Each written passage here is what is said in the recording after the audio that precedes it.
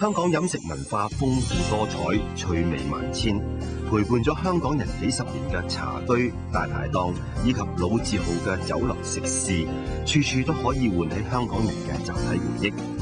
其實香港飲食文化嘅源頭喺邊度？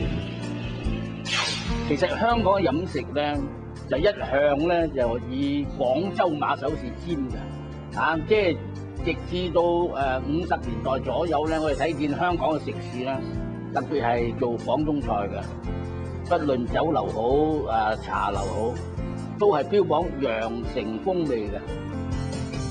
香港嘅飲茶文化咧，據講喺19世紀咧就已經係開始萌芽㗎啦。最早嘅有啲三元樓杏花樓之類。早年嘅茶樓設備簡陋，賣嘅點心就用大竹籠嚟到裝住，由企堂捧住向客人叫賣。嗰陣時飲茶就有個代名詞，叫一盅兩甜。咁喺一個省港澳飲早茶啦，幾乎有個規律，就係開盅茶食兩件點心咁作為早點。呢個早茶咧係多功能嘅又係食下早餐啦去交際下啦甚至咧就係睇下有冇生意落行啦。好多做經紀嘅就即係去嗰度見下啲行家。49年之後，大時局有變化，好多嘅外省人嚟香港，咁不論對嗰個經濟文化甚至係食風都有影響。八方位瑞嘅精華菜式喺香港融合，令香港飲食開始超越廣州嘅影響。大排檔源於香港，絕對正確，不容懷疑。就先從大排意思講起。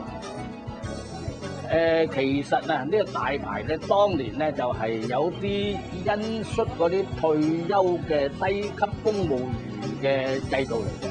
當年嘅退休長糧嘅制度又未必係夠佢日後嘅生活，咁所以咧就有啲所謂人情牌啦，就發一個固定嘅小販牌照俾佢咁呢種咧就叫做大排。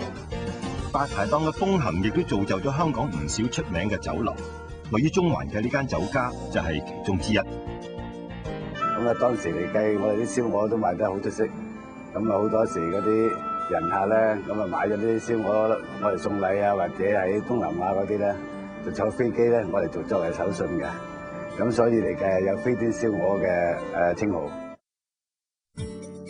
1973年嘅股市狂熱，個個都係贏家，好多人一擲千金。當時嘅高級食肆以及銀行等行業嘅商會食堂，擺酒都要提早3-4個月預訂。老鼠斑、24兩嘅排翅、大裙翅、響螺盞等，皆為每宴必備。